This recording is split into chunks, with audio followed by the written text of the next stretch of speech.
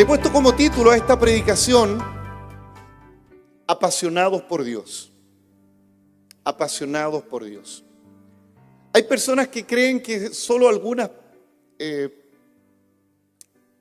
personas solo son apasionadas.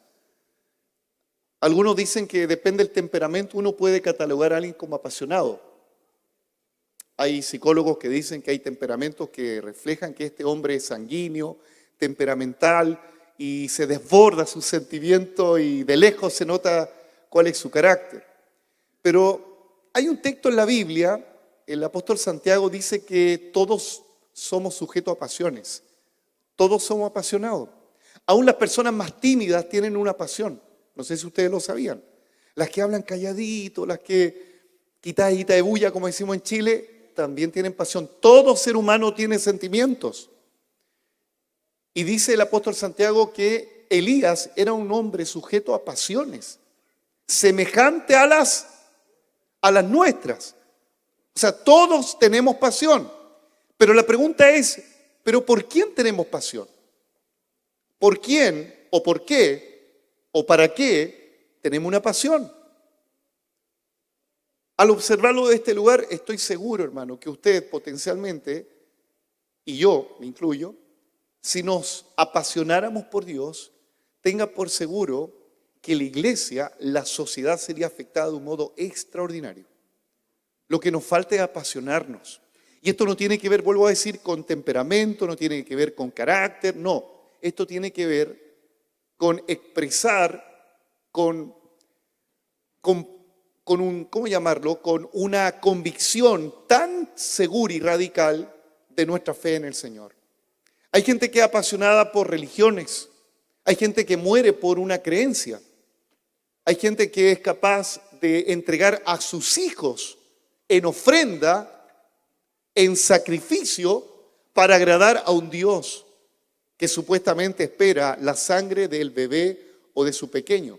Eso se llama pasión, una pasión obviamente enceguecida. Hay gente que es capaz de matar a una persona por celos. Y eso es una pasión errada, que se desborda un sentimiento de celos. Todo ser humano tiene pasión, diga conmigo, tiene pasión. Pero cuando tenemos pasión por Dios, algo ocurre, un antes y un después. Ustedes me conocen algunos, mi historia, mi historial, no digo prontuario, pero digo mi historial. Suena raro prontuario, hermano, pero era muy apasionado y sigo siendo un hombre apasionado. Era muy apasionado por muchas cosas. Hasta los 18 años, esa pasión tuvo un cauce diferente. Fue el Señor. Era muy hincha de un equipo de fútbol. No lo voy a nombrar, pero ustedes saben cuál es. Solamente mira el cielo, qué color está la parte de atrás.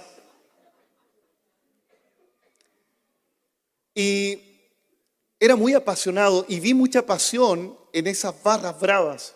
¿Sabe que la gente es capaz de no comer para pagar la entrada e ir al estadio?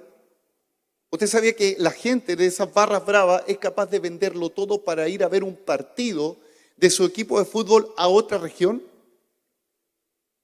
¿Usted sabía que esa gente que tiene tanto fervor por ese equipo es capaz de arriesgar su vida en un bus lleno de gente colgando para ir a otro lugar? Eso es pasión. Eso es pasión desbordante. Y yo vengo de esa pasión, venía de esa pasión. Hasta que un día Cristo vino a mi encuentro a los 18 años. ¿Sabe lo que hizo el Señor? Él no cambió mi temperamento. Sigo teniendo el mismo temperamento. Lo que cambió fue mi enfoque. Él cambió mi enfoque. Y se hice locura por ir a ver un partido de fútbol. Estando en la galería, me acuerdo un día lloviendo, Colo-Colo Higgins, llovía pero terriblemente. Y lo único que tenía para refugiarme eran bolsas de basura esas negras. Ahí me la puse encapuchado ahí, ¿para qué? Para que el agua no me mojara tanto. Pero no me importaba nada. Cuando conocí al Señor,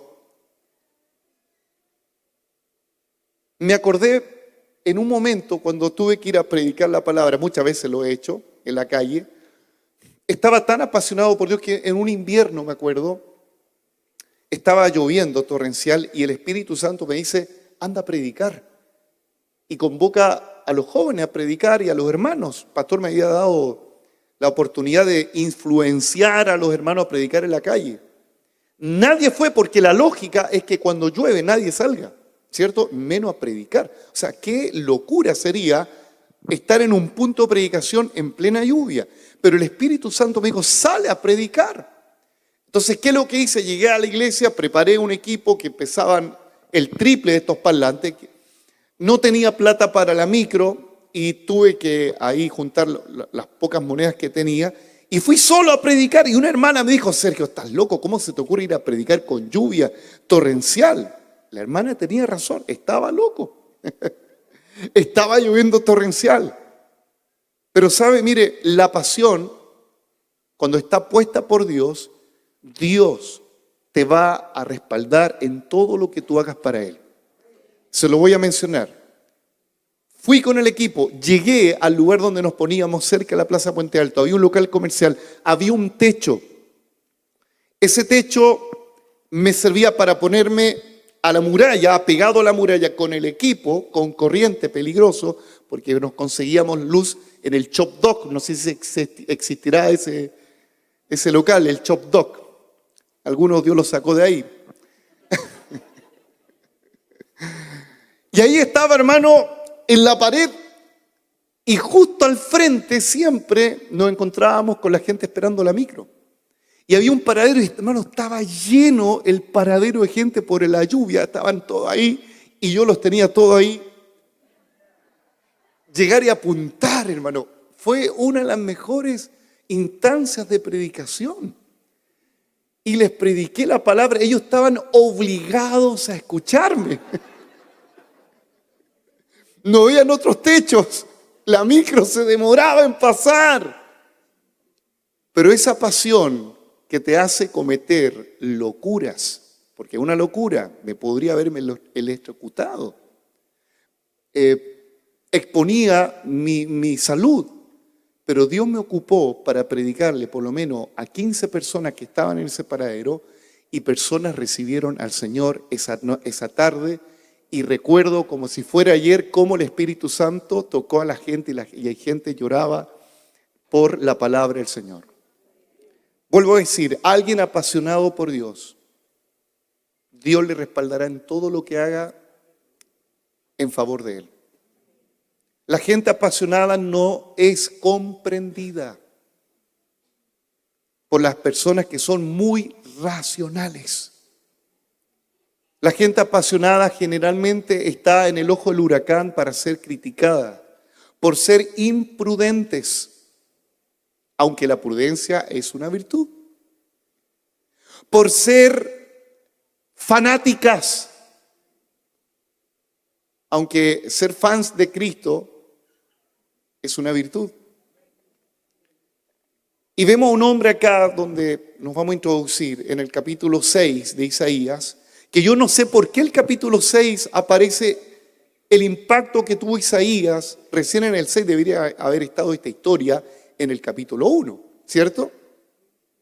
Pero el capítulo 6 debiera ser un capítulo donde nosotros también estemos insertos. Porque cuando Dios impacta al ser humano, jamás ese ser humano vuelve a ser el mismo. Hay un antes y un después. Y le hablo a todos los que tenemos una pasión, porque todos tenemos pasión. No me diga que usted no tiene pasión. La Biblia dice que todos somos con pasiones semejantes a las de Elías. Todos tenemos pasión. Si esa pasión está en el Señor, ten por seguro que vas a experimentar un evangelio extraordinario. El evangelio no se te va a tornar aburrido. Vas a tener unas ganas desbordantes por congregarte, por servir, por predicar, por adorar, por estar en primera línea siempre. Por eso necesitamos apasionarnos. Capítulo 6 de Isaías, en el año que murió el rey Uzías, vi yo al Señor sentado sobre un trono alto y sublime, y sus faldas llenaban el templo. ¡Wow! ¡Qué extraordinario! Por encima de él habían serafines, Cada uno tenía 6 alas, con 2 cubrían su rostro, con 2 cubrían sus pies y con 2 volaban. El uno al otro daba voces diciendo: Santo, Santo, Santo, Jehová de los ejércitos, toda la tierra está llena de su gloria. Y los quiciales de las puertas se estremecieron con la voz del que clamaba, y la casa se llenó de humo. Entonces dije: ay de mí, que soy hombre muerto, porque siendo hombre inmundo de labios y habitando en medio del pueblo que tiene labios inmundos, han visto mis ojos al Rey Jehová de los ejércitos. Wow, qué tremendo. Solo con la lectura bíblica, hermano, me imagino el momento de Isaías. Y voló hacia mí uno de los serafines, teniendo en su mano un carbón encendido, tomado del altar con unas tenazas, y tocando con él sobre mi boca, dijo: he aquí que esto tocó tus labios, y es quitada tu culpa y limpio tu pecado. ¿Cuál es el resultado de esta experiencia? Porque las personas que tienen un impacto sobrenatural con el poder del Señor, siempre habrá un resultado. ¿Cuál es el resultado? Versículo 8. Después oí la voz del Señor. Por eso le digo que hay un antes y un después. Las personas que tienen pasión experimentan un antes y un después. Después oí la voz del Señor que decía: ¿y a quién enviaré? ¿Y quién irá por nosotros? Entonces respondí: heme aquí, envíame a mí. Padre, gracias por la lectura de tu palabra. Señor, nos hace falta estar apasionados por ti. Porque si perdemos la pasión, caemos en una rutina tan fome y aburrida. Si perdemos la pasión, perdemos el enfoque y el correcto sentido de lo que es el Evangelio de Cristo. Pero sabemos, Dios, que esto no es algo que tenemos que provocar humanamente. Necesitamos que tu Santo Espíritu nos apasione.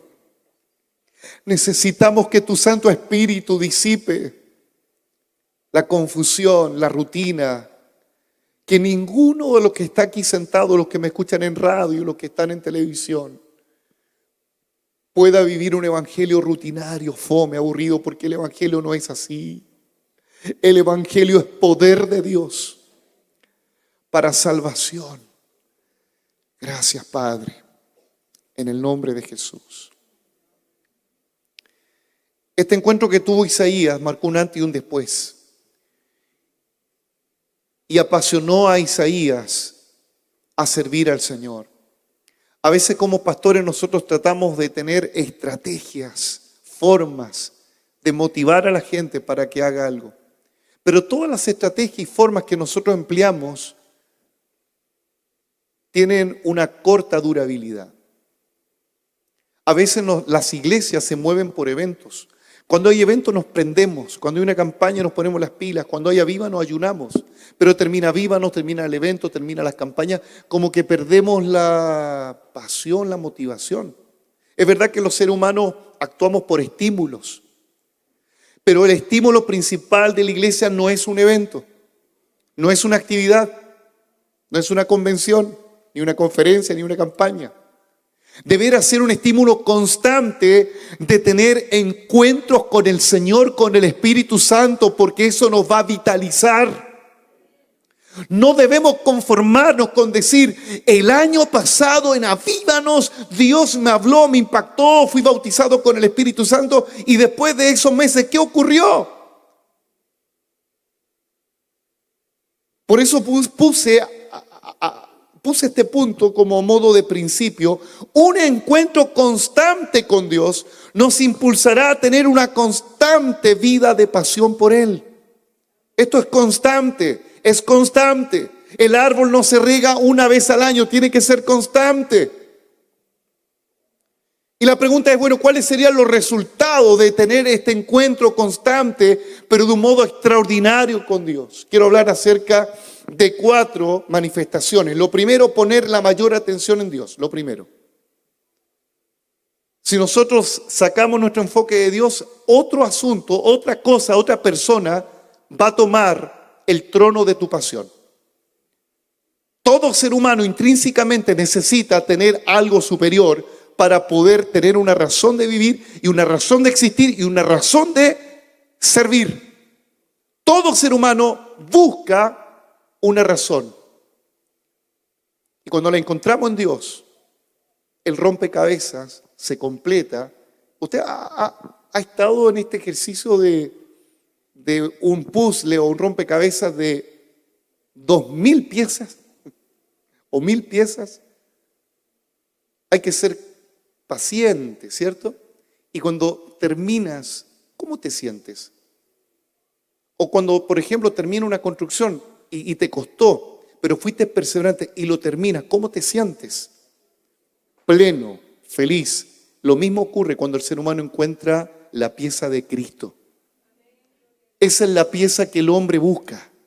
La busca en la política, la busca en la ideología, la busca en las religiones, pero cuando se encuentra con la pieza de Cristo, ese hombre es pleno. La mujer es plena. Por eso la mayor atención debe estar en el Señor. En el año que murió el rey Uzías, ¿quién era el rey Uzías? Era uno de los reyes más importantes que tuvo Judá.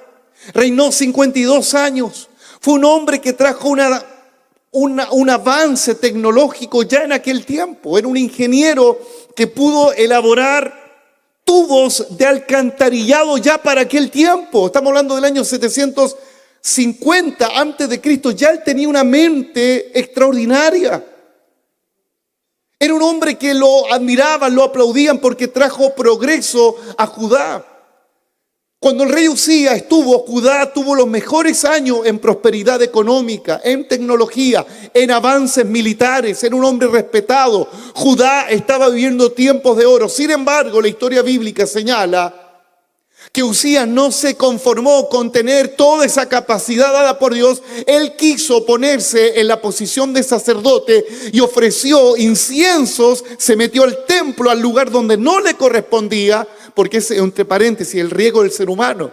Al hombre le va bien, el hombre triunfa, el hombre va agarrando el podium del éxito y no se conforma al ser humano, porque quiere más éxito, una sed de éxito, hermano. El principal éxito del ser humano no es hacer tantas cosas, es tener a Cristo, el Señor, en su corazón. Esa es la plenitud completa. Por eso a veces hay tanta ansiedad, tanta insatisfacción en el ser humano, porque logra para sentirse más pleno. Bueno, Uzías cayó en esto. Uzías sabía quién era Dios. Uzías comenzó bien, pero lamentablemente quiso hacer una labor que no le correspondía y vino juicio sobre Uzías. Dios lo hirió de lepra y vino la lepra sobre el rostro y la frente del rey Uzías. Oye, qué terrible comenzar bien y terminar mal.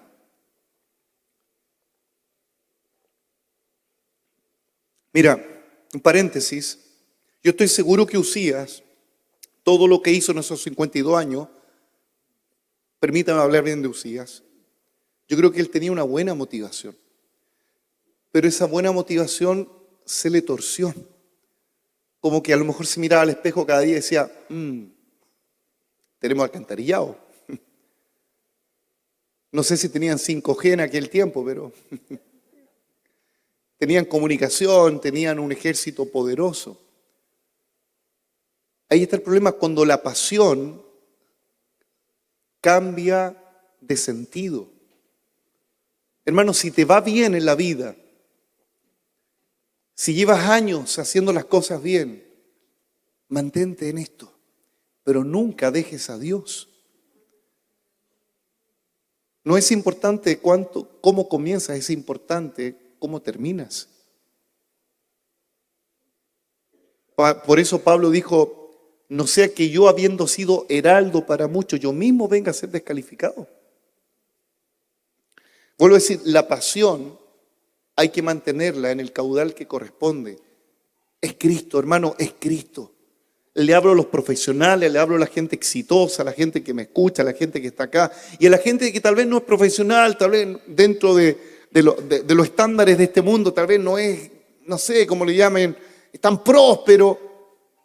Todos nosotros debemos mantener nuestra pasión por Dios siempre, siempre. Y ahí está Isaías. ¿Dónde estaba Isaías en el capítulo 6, versículo 1? Dice que estaba en el templo. ¿Y por qué estaba en el templo? Probablemente estaba llorando a su pariente, porque dicen los estudiosos que Uzías era un pariente cercano a Isaías. Y probablemente estaba llorando la partida de su tío, de su primo y del gran rey con minúscula de Judá. Yo me imagino que lo estaba llorando. Pero en el momento que él no se esperaba, en el momento de la tristeza, en el momento que la pasión de Isaías, ¿dónde estaba? Estaba puesta en su pariente, en el rey. El Señor se le manifiesta. El Señor se le manifiesta. Le tengo una buena noticia a todos los que están tristes hoy día. Que Dios muchas veces permite esa gran tristeza para manifestar su gloria extraordinaria, para que sepas que Él es el único que te sostiene, que te ama, que no te abandona, y que Él es fiel y que Él es todopoderoso. Ahí está Isaías, se le manifiesta el Señor. Esta es una teofanía, una expresión ocupada por los teólogos para decir una visión gráfica de quién es Dios. Porque Dios es espíritu. No podemos ver a Dios en su plenitud. Pero Dios le permite a Isaías que tenga esta visión. Y aquí hay una analogía. ¿Por qué digo que tenemos que tener el enfoque en Dios? Porque Isaías tenía el enfoque en Uzías y en su tristeza. Amado hermano, cuando una persona tiene pasión, pero la tiene por él mismo, por sus sentimientos o por alguien, lo más probable es que cuando esté triste se hunda en una depresión y cuando esté enojado sea capaz de matar a alguien. Porque el ser humano cuando tiene pasión por un sentimiento por sí mismo, no tiene control. Por eso Dios interviene en Isaías, porque al hombre le cuesta controlar sus emociones. ¿Y cuál es la analogía? ¿Qué es lo que me imagino que recordaba Isaías? Pongámonos en esta escena que Isaías le venía el recuerdo del rey sentado en el trono con sus guardaespaldas y decía, ya ¿quién va a estar en ese trono? ¿Quién lo va a reemplazar? Su hijo no califica. Era la tradición que los hijos heredaban el trono. Pero en ese momento, ¿qué es lo que ve Dios? ¿Qué es lo que ve Isaías? Dice que vio un trono alto y sublime. Dios tiene que desenfocarlo. Isaías deja de recordar, Isaías deja de lamentarte por lo que ya pasó. Isaías necesita ver que hay un rey por sobre todos los reyes de esta tierra, que es el rey Jehová de los ejércitos, que tiene un trono alto, más alto que cualquier príncipe de esta tierra.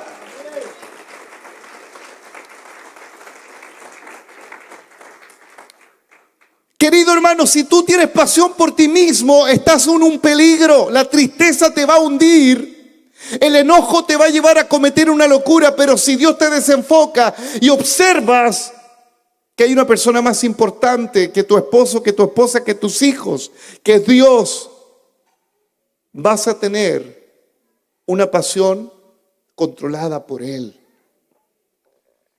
Dice que, estoy leyendo el versículo 1, y sus faldas llenaban el templo. Las faldas del rey Usías o su túnica no llenaban el templo. Lo cubrían tal vez hasta los pies. Pero lo que vio Isaías de Dios, que toda la vestimenta esplendorosa de Dios llenaban completamente el templo.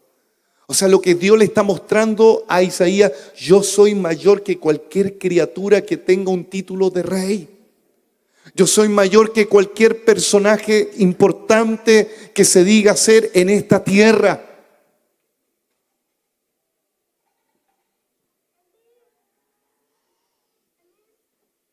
En ese momento dice que el versículo 2, habían serafines, que son seres angelicales, y cada uno de estos serafines tenían 6 alas. Con 2 cubrían su rostro, con 2 cubrían su pie, con 2 cubrían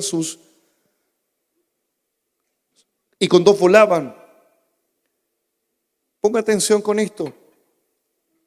¿Cómo era el rostro de Usías antes de morir? ¿Cómo era? Era un rostro de vergüenza. Era un rostro lleno de lepra. El majestuoso Usías murió con vergüenza. Pero lo que ve Isaías de estas criaturas, que estos se tapan la cara no por vergüenza, se tapan la cara porque es tanto la santidad de Dios que no son dignos estas criaturas superiores a nosotros de ver la majestad de Dios. Se tapan el rostro con sus alas. Eso implica respeto por Dios.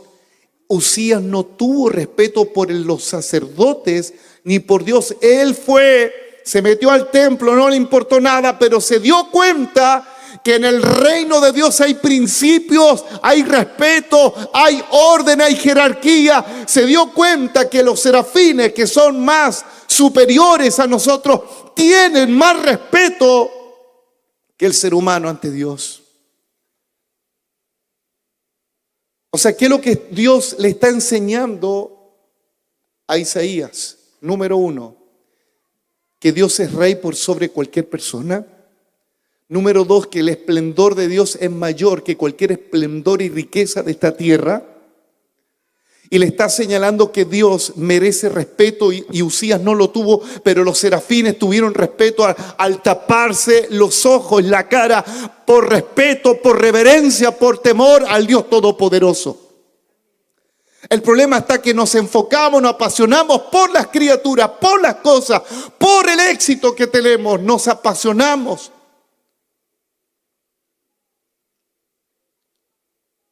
Pensando que si no está eso, me muero.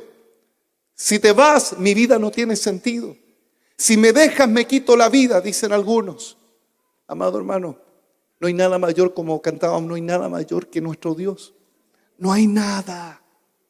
No hay nada, pero para que tú lo entiendas tienes que vivirlo. Yo te lo puedo decir, te lo puedo graficar, te lo puedo pintar, te puedo contar mi testimonio, pero si tú no lo vives,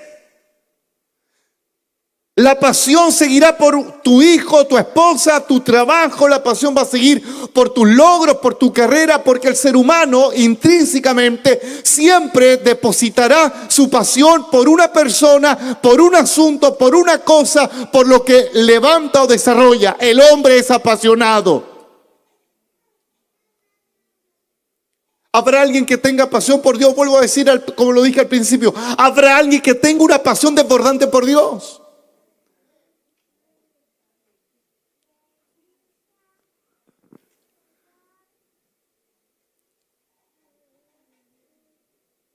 Usías estaba muerto, pero Dios se manifiesta vivo.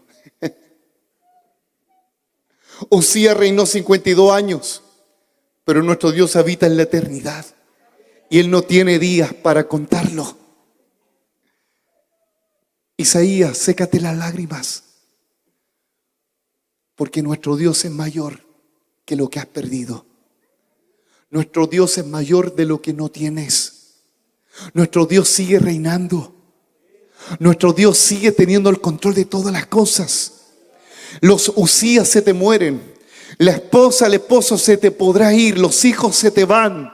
Un hijo, una hija incluso hasta pudiera morir, pero nuestro Dios sigue estando vivo, sigue siendo Dios y Él sigue teniendo cuidado de todos nosotros. Veo la misericordia y la providencia de Dios de acercarse el Señor a un hombre triste que tiene una pasión errada, una pasión desenfocada. Dios es experto en enamorarnos, es experto en seducirnos, es experto para mostrarnos que Él es mayor que cualquier cosa en esta tierra. Yo siempre menciono este acto tan hermoso de los papás cuando se levantan temprano en la mañana y su hijo, algunos todavía están acostaditos y vamos a las labores. Uno mira a los niños y dice: por ti lo hago. ¿Cierto? Y es normal, creo que todos lo hacemos. O sea, que nos sacamos la mugre por nuestros hijos. Damos la vida por ellos. Por ti lo hago. Por ti me esfuerzo. Soy capaz de dejar de comer para que tú tengas. Eso es pasión. Pero la pregunta es, ¿y nos levantamos en la mañana y miramos para arriba? Y por ti lo hago, Señor. Y por ti me esfuerzo. Es que vuelvo a decir, hermano, mire, amar a los hijos es bueno. El problema está que a veces se convierten en nuestra razón de vivir. Y parece que Dios se convierte como en el rondín de la casa, como el cuidador nomás. ¿Sabe, hermano? El hombre siempre se va a apasionar por alguien, por algo o por algún asunto. Los hijos se van, a veces las esposas se van o los esposos se van por diversas razones, pero Dios permanece fiel. Toda persona que tiene una imagen de Dios manifestará una acción de acuerdo a lo que observa. Me explico. ¿Cuál es la visión de un católico romano al ver la imagen de Jesús representada en la cruz? ¿Cuál es la imagen? De verlo ahí herido, ¿cierto? Como que la imagen le muestra mal las costillas, ¿cierto? ¿Cuál es la imagen que usted ve de ese Jesús? Sufriente, de hecho, sufrió en la cruz, con la corona de espinas. Y bueno, ellos tratan de mostrar lo que hizo Cristo y se respeta. Pero la imagen que tú tengas por Dios mostrará tu servicio por Él. Porque si yo viera literalmente a Jesús ahí, me daría pena y trataría de ayudarlo, trataría de darle agüita, ¿cierto? Y es el problema, que la imagen que tú tienes de Dios mostrará tu servicio, tu devoción por Él. Porque si tú tienes una imagen de Dios, como decimos también a los más chiquititos de un modo errado, el tatita Dios está arriba, el Diosito, ¿usted le ha dicho así a sus nietos? Diosito te cuida, mijito, Diosito.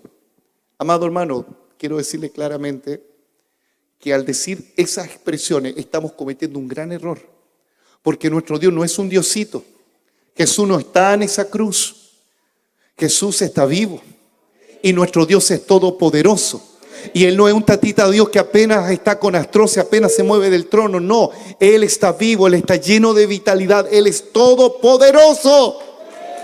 La visión que tengas de Dios mostrará cuál es tu servicio. Y tu servicio mostrará en cuál Dios tú crees. En la realidad, ¿qué es lo que hace Isaías como un buen religioso? Llora en el templo por alguien que muere. Pero ¿qué hace un cristiano que conoce un Dios poderoso? Sí, llora por quien ha partido, pero no se queda en ese estado para siempre. Sabe que la vida continúa y sabe que Dios le puede consolar en todas sus tribulaciones.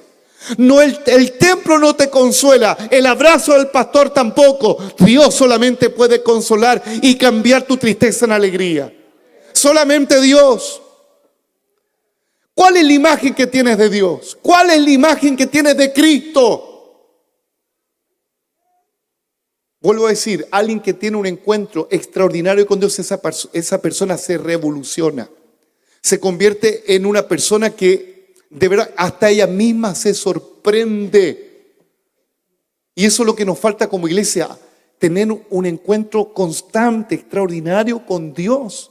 No nos pueden pesar los pies para congregarnos.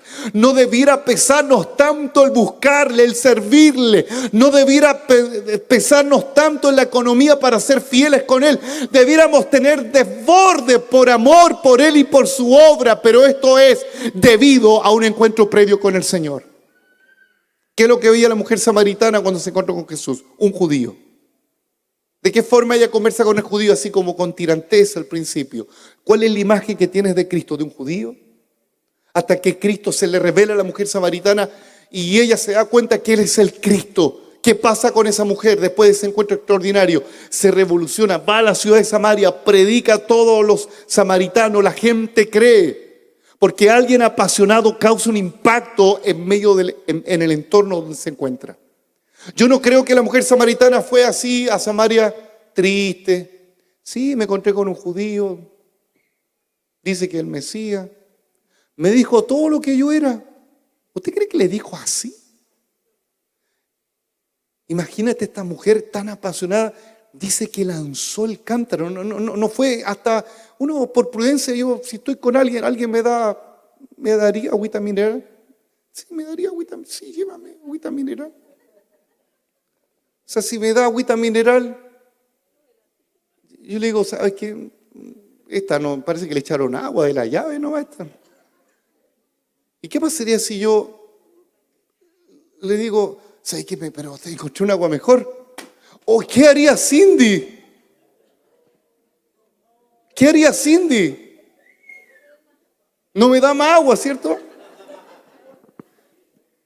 La mujer lanzó el cántaro, hermano. La gente apasionada para mucho puede perder hasta la compostura. ¿Me explico, no? Cuando alguien es impactado por Dios, para muchos vas a perder la compostura. ¡Ay, déjate de hablar de Jesús! Acá somos todos católicos, apostólicos, alcohólicos, romanos. ¡Cállate!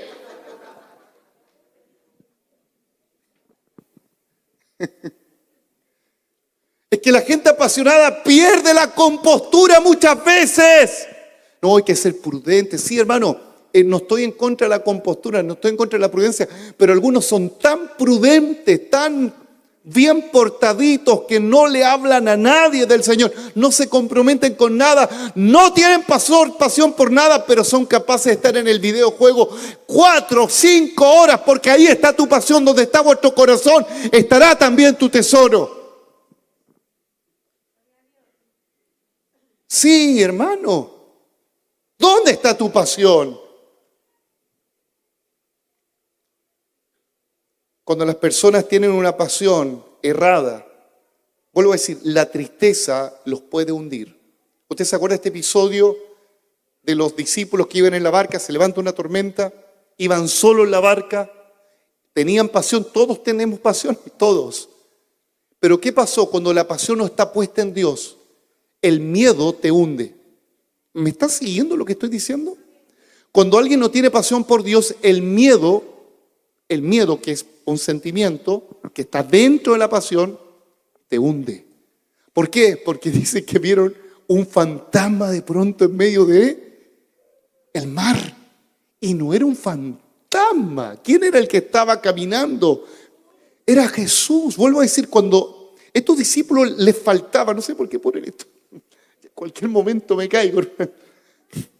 Cuando alguien no tiene pasión por Dios, la tristeza lo va a hundir. Los discípulos habían estado años con el Señor, pero aún no se apasionaban por Él, tuvieron que aprender. Ellos pensaban que era un fantasma. Ahí está el problema, que cuando estamos en crisis, en tristeza, en prueba, no nos damos cuenta que el Señor siempre está ahí. ¿Por qué no nos damos cuenta? Porque no tenemos pasión por Él.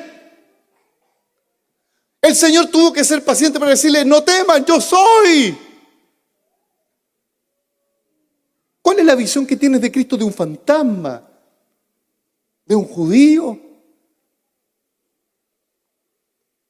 Aleluya. ¿Sabe que el apóstol Pablo, cuando le habla a los hermanos de los Efesios, de Éfeso, Pablo tiene que expresar una solicitud de oración tan extraordinaria. Yo quisiera que las peticiones de oración que tengamos sean como la del apóstol Pablo. A veces pedimos oración, discúlpeme hermano. Hay gente que me ha pedido oración llorando por el Bobby. Ay, Dios mío. El Bobby, el perrito. O sea, yo amo a mi gato, hermano, una gata, la quiero mucho, pero yo no veo al apóstol Pablo. Oye, oren por el camello de Sila que está resfriado. En las cartas, pues así, aprovecho de saludar a Sila y oren por el camello. Hermano, yo respeto toda petición de oración, pero ¿cuándo va a ser el día que tengamos oraciones como estas? Se lo voy a leer. Efesios 1, capítulo 1, versículo 15 al 23. Por esta causa yo, habiendo oído de vuestra fe en el Señor Jesús y de vuestro amor para con todos los santos, no ceso de dar gracias por ustedes. ¿Qué virtud tienen los hermanos de Éfeso? Tienen amor y tienen fe, pero nos dice por la pasión. Los sentimientos de amor, de temor, de alegría, están dentro de este vehículo que se llama pasión. Quiero que me siga bien, por favor. Da gracias a los hermanos por su fe, por el amor. No ceso de dar gracias haciendo memoria de ustedes en mis oraciones, pero ponga atención al versículo 17. Esto provoca pasión.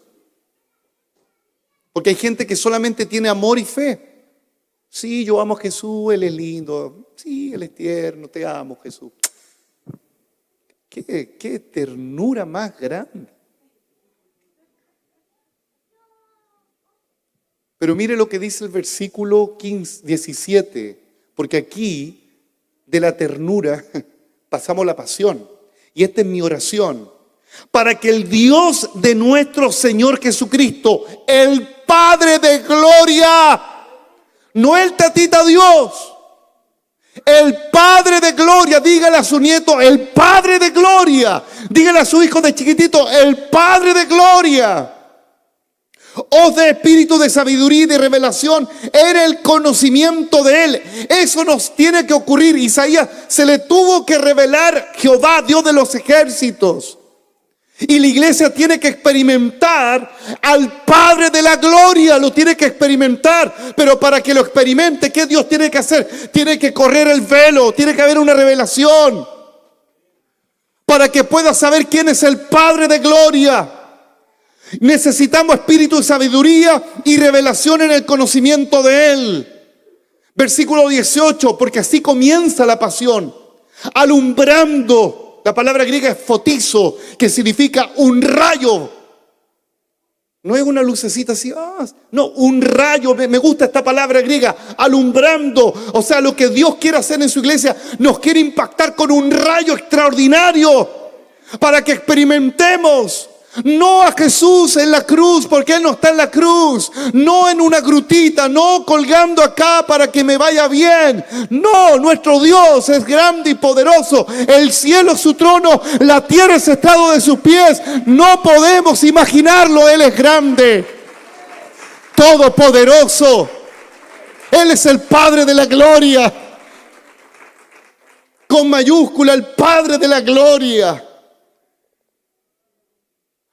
Que Él alumbre los ojos de nuestro entendimiento. Mira la oración de Pablo. Para que sepan cuál es la esperanza a que Él os ha llamado. Isaías recién supo su llamado cuando vino ese rayo de Dios. Vino la iluminación a sus ojos y pudo ver a Jehová, Dios de los ejércitos. Nadie podrá saber la razón de vivir hasta que tenga un encuentro con Dios. Nadie podrá saber. Por eso hay gente que dice, pastor, ¿y para qué serviré? ¿Para qué soy bueno? Lo primero, antes de preguntar para qué serviré, para qué soy bueno, cuál es el llamado, la razón que tengo en esta tierra, pídele al Señor que venga sobre tu vida, te impacte y vas a entender cuál es el llamado que tienes en esta tierra. ¿Cuánta gente me dice, pastor, no sé cuál es la voluntad de Dios para mi vida? ¿Tener hijos solamente? ¿Estudiar una carrera? Es más que eso. Estamos en un sistema que te obliga a hacerlo.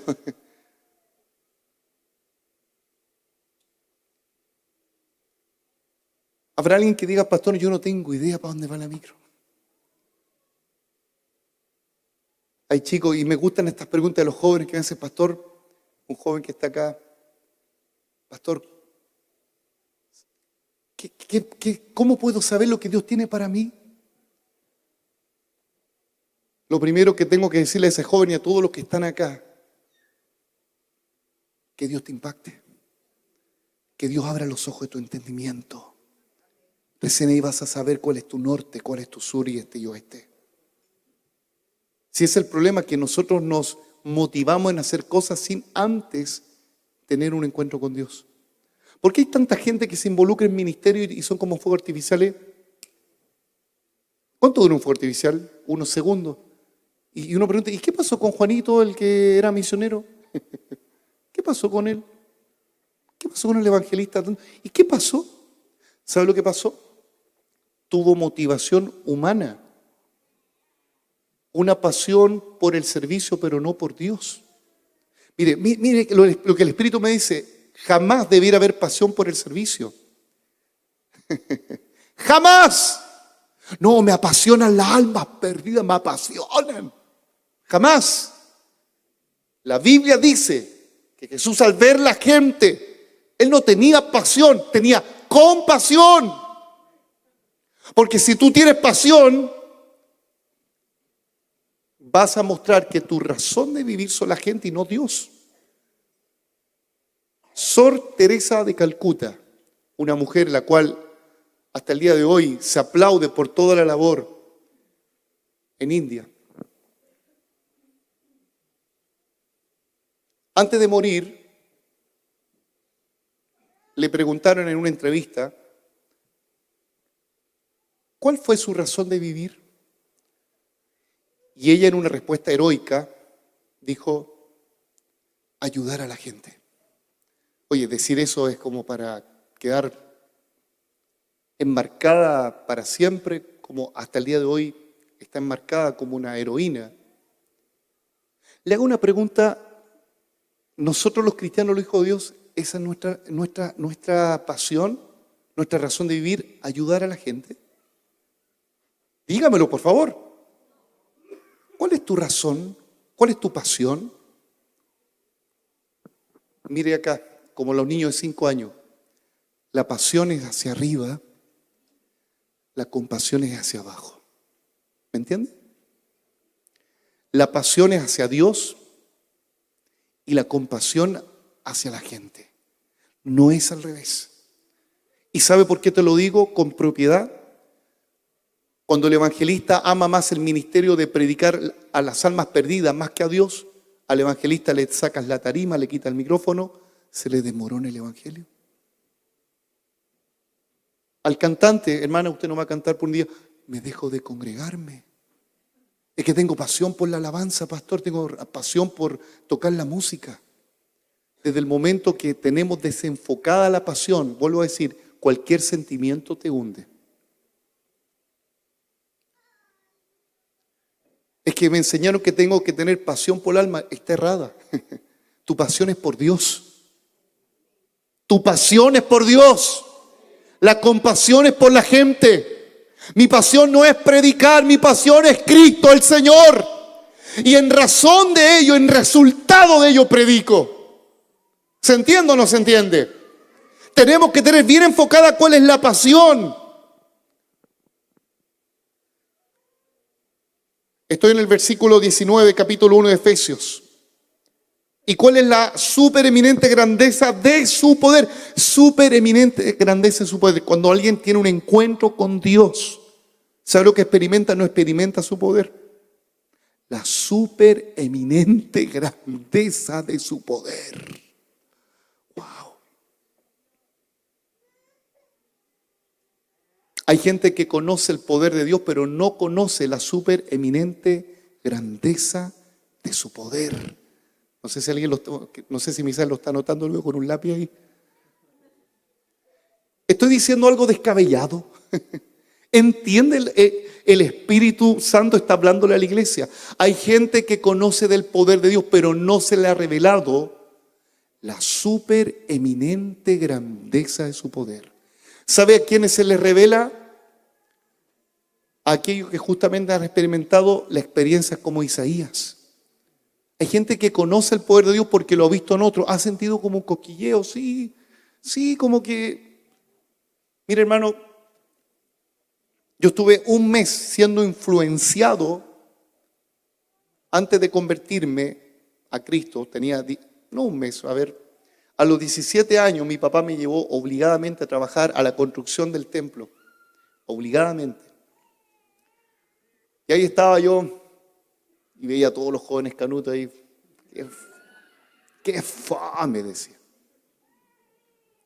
Llegó la agüita para las 6. La agüita. Pero ¿sabe qué? Me bastó un mes para que la conducta de ellos fuera una influencia.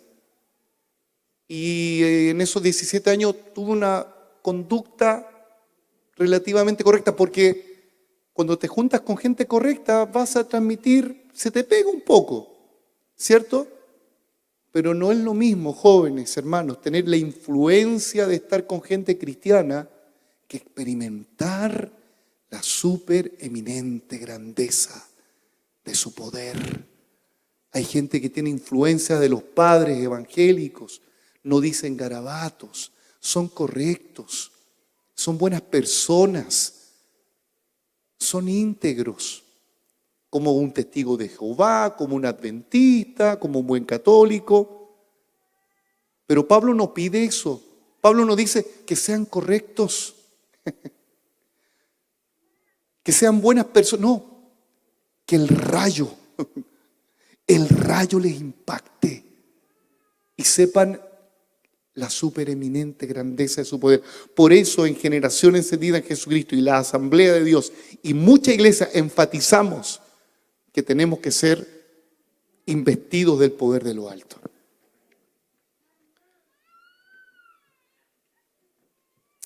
Esta expresión, los serafines que estaban ahí, es una expresión hebrea que significa seres fieros. Serafines, seres fieros. Pero son fieros, pero a la vez con mucho temblor delante del Señor. Si ellos que son más poderosos que nosotros tienen esa reverencia, ¿cuánto más nosotros? La segunda acción es ser estremecidos por Dios. Ser estremecidos. Versículo 4, los oficiales de las puertas se estremecieron con la voz del que clamaba y la casa se llenó de humo. La pregunta es, ¿hemos experimentado el supereminente grandeza del poder de Dios que nos estremezca las áreas tan rígidas que tenemos? El ser humano tiene fortalezas en su mente, fortalezas de ideas, de pensamientos. Y esas fortalezas no se mueven fácilmente. Pero ¿qué es lo que necesitamos para que esas ideas que no son de Dios salgan? Que venga un terremoto de parte del Espíritu. Dice que los oficiales de las puertas del templo se estremecieron con la voz del que clamaba. ¿Quiénes clamaban? Eran los serafines. Y la casa se llenó de humo. Vuelvo a decir, alguien que experimenta la supereminente grandeza de su poder, ese hombre se estremeció por el poder de Dios, se estremeció. Hay gente que cae al piso, hay gente que su mente es transformada, no cambiada, transformada. Escuché por ahí a un predicador y me gustó lo que dijo. El problema está en nosotros los seres humanos que nos conformamos con el cambio, pero no aspiramos a la transformación. ¿Me sigue? Nosotros nos conformamos con los cambios, pero no aspiramos a una transformación. Luis leyó en 2 Corintios que somos transformados. No dice el texto que somos cambiados. Somos transformados de gloria en gloria. ¿Y quiénes son transformados? Los que experimentan la supereminente grandeza de Dios. Hermano, lo que Dios ha hecho en usted es una transformación de una criatura muerta que estaba en delito y pecado. Dios lo tomó, te sacó de ahí y te transformó y te hizo y te llamó en una nueva criatura. Eres hijo de Dios. Esa es una transformación. Denle un aplauso al Señor. Es una transformación. La religión exige cambios, pero Dios te insta a una transformación. ¿La religión qué hace? Usted tiene que ponerse falda, hermana, no puede venir con pantalones. Cambio de estructura, de formas. Pero lo que Dios hace, Él transforma el espíritu del hombre, el espíritu de la mujer, y eso trae un resultado extraordinario. La religión procura los cambios. La transformación te hace ser una nueva criatura plena en el Señor. Ser estremecidos por Dios. Yo anhelo que Dios nos estremezca. ¿Sabe, hermano, quiénes han tenido encuentros extraordinarios con Dios? Sus emociones son quebradas. Aún el más duro, el más de no, yo no lloro ni con las comedias turcas, lloro, ¿qué voy a decir? Hay gente que no llora por nada, hermano, ni picando cebolla, hay gente que llora. De verdad, pero ante la presencia de Dios, más de una lágrima tendrá que salir. La gente más dura aún es quebrantada. No, es que yo soy así y Dios me conoce. ¿Y tú te conformas con ser así? Dile a Dios que te transforme. La tercera acción, debemos experimentar la santidad y la dependencia. Capítulo 6, versículo 5. Entonces dije, ay de mí que soy muerto, porque siendo un hombre inmundo de labios y habitando en medio de pueblo que tiene labios inmundos, han visto mis ojos al Rey. ¿Sabe? Cuando Isaías dice, soy un hombre muerto por ver al Señor, la palabra hebrea cuando dice soy muerto, él expresa, soy una bestia que muere.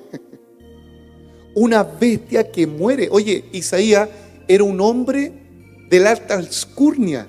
Isaías no era un cualquier pelagato, no. Era un hombre de la nobleza.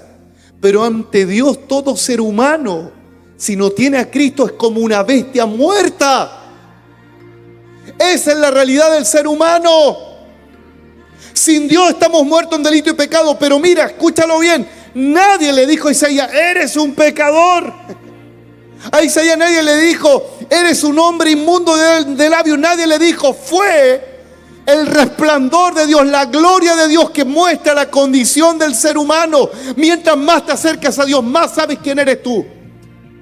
Mientras más tienes encuentro con el Señor, más claro sabrás dónde tienes que ir y qué tienes que hacer. Mientras más lejos de Dios, no sé nada de mi vida. No sé por qué estoy acá mientras más lejos estés de Dios. Soy una bestia que estaba muerta, pero mis ojos han visto al Rey Jehová. Mis ojos han visto. ¿Qué es lo que ora Pablo a los hermanos de Éfeso? Oh Dios, un rayo en el original, un rayo les ilumine para que conozcan al Padre de la gloria. Tenemos que ver a Dios, sí, de un modo espiritual. Tenemos que ver su gloria.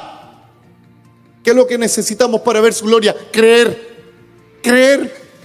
Jesús le dijo a Marta, no te he dicho que si crees. No le dijo, mira, no, tienes que hacer esto. No, cree y verás la gloria del Señor. Cree y el Padre de la gloria se te va a revelar. Cree y sabrás que el Dios que estoy predicando es más grande que este templo, es más grande que el cielo, que el universo, que la fuente de las aguas. Dios es grande. No te angusties por el problema que estás pasando. Isaías tenía un gigante grande, tristeza, incertidumbre. ¿Quién va a reinar? ¿Quién se va a hacer cargo de Judá, de nosotros? ¿Cuántos de los que están acá sentados dice, perdí el trabajo, perdí la esposa, perdí los hijos, perdí esto? Ahora, ¿cómo lo voy a hacer? Deja que Jehová reine, deja que Jehová reine, deja que Él te provea, deja que Él haga todo lo que tú no puedes hacer. Sécate las lágrimas porque nuestro Dios es grande. Aleluya. Mis ojos han visto a Jehová. Mis ojos han visto al Señor, pero soy un hombre inmundo de labios y habito en medio de pueblo que tiene labios inmundos. Todos los hombres y mujeres que han tenido un encuentro con Dios, lo primero que salta es una actitud de arrepentimiento y de miedo y de terror incluso ante Dios. Y no es que Él sea un ser siniestro, es que Dios es tan grande y santo y poderoso que yo creo que nadie estaría así como, oh Jesús, buena onda compadre, flaco Inri, ¿cómo estamos? Algunos patúos ponen un logo ahí en el auto, el Señor es mi copiloto. Él por el Schumacher. ¿Cómo el Señor va a ser tu copiloto, hermano? ¡Qué falta de respeto! El copiloto es como el ayudante. Oye, estamos en rojo, lomo de toro, lomo de toro. ¿Cómo? ¿Tú crees que Dios está así contigo? Él debe ser el principal. Es verdad que Jesús es como nuestro amigo, pero Él no es nuestro amigo. Él es el Señor. Porque si yo estoy delante de mi amigo, hola compadre, ¿cómo estáis? Bien, pues compadre, ¿qué tal? ¿Todo bien? ¿Usted cree que Isaías está así con Dios? Él está tembloroso, él está espantado, porque siente que una bestia muerta, aunque está perfumado de la alta escurnia, nobleza, pero no importa el título que tenga, si alguien no tiene a Cristo, está muerto. Está muerto. Pero ¿sabe lo que Dios hace? Dios trae provisión a la necesidad de Isaías. Voló hacia mí uno de los serafines teniendo en su mano un carbón encendido tomado del altar con unas tenazas y tocó la boca de Isaías y le dijo: esto tocó tus labios y es quitada la culpa y limpio tu pecado. ¿Sabe? Hay algo aquí extraordinario. Isaías obviamente no sabía lo que decía 1 Juan capítulo 1 versículo 9, si confesamos nuestros pecados, ¿cierto? Pero la actitud de Isaías de estar quebrantado muestra un reconocimiento de que Él es santo y que Él es un pecador. Y en ese momento, ¿qué es lo que hace Dios? Dios limpia el área que Él no puede dominar. ¿Cuántos de los que estamos acá tenemos áreas que a lo mejor no podemos controlar? ¿Qué necesitamos? Que Dios nos impacte como un rayo, número uno. Que se nos revele el Padre de la gloria, número dos. Que podamos experimentar la santidad de Dios, número 3. Número 4, caer quebrantado ante Él. Y número 5, deja que Dios tome el control de lo que no puedes dejar. No puedes dejar la pornografía. Acércate al Dios santo y poderoso y Él va a tocar con el fuego del Espíritu Santo el área de la inmoralidad y vas a ser libre de la pornografía, del adulterio, de la inmoralidad, de todo lo que tú no puedes vencer. Deja que el fuego del Espíritu Santo queme toda impureza. Nosotros somos testigos que antes estábamos enviciados en pecado y en asuntos, pero un día la tenaza del cielo vino sobre nosotros, nos quemó, nos purificó, se fue la depresión, se fue la angustia, se fue el pecado, se fue el vicio, se fue todo eso porque hemos experimentado la tenaza encendida en las manos del Señor. El fuego del Espíritu quema todo pecado. Siento la presencia del Señor. Hay algunos que están tal vez esclavizados a pecado, que no pueden vencer, pero en esta tarde vive Dios que en verdad el fuego del Espíritu te ayudará a vencer lo que humanamente no puedes hacer. El fuego del Espíritu Santo, aleluya. Yo lo he experimentado. No es con espada, no es con ejército, no es con terapias, ni con flores de Bach. No es con irte a la punta del cerro, ni el campo, ni la brisa del mar. No es con las criaturas, no es con la creación. Es con la unción del Espíritu Santo. Aleluya, gloria a Dios.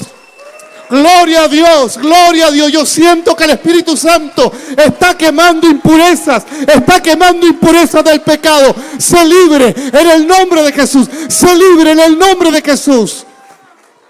Oh, brekai, breshai, uirakia, labrazai. Levanta tu mano, dice el Señor, y recibe ahora, recibe fuego del Espíritu Santo. Él está derribando toda impureza, toda carnalidad. Él está santificando a su pueblo. Dios no quiere que seas esclavo. Dios no quiere que seas sucio de labios ni de corazón. Dile al Espíritu Santo: Señor, quema en mí las impurezas, quema en mí, Señor, el pecado, quema en mí la inmoralidad. Santifícame, Señor, santifícame. No puedo vencer el pecado humanamente, no puedo vencer las luchas, pero tú me ayudas a través del Espíritu Santo. Oh, gloria a Dios. Oh, gloria a Dios. Oh, la presencia del Espíritu Santo quema todo pecado.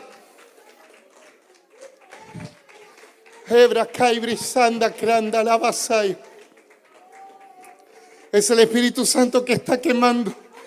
Y amaranda keibra toy sagrenda la abrazai. Shigranda la bacaya. Mirikaiso krum de lebra taya sai. Oh, gracias que anda ahí amrondo checa. Aleluya. Oh, bendito Señor Jesús. Oh, bendito Jesús. Yo sé que a través de la palabra el Espíritu Santo está rompiendo paradigmas, está sacando y está estremeciendo barreras.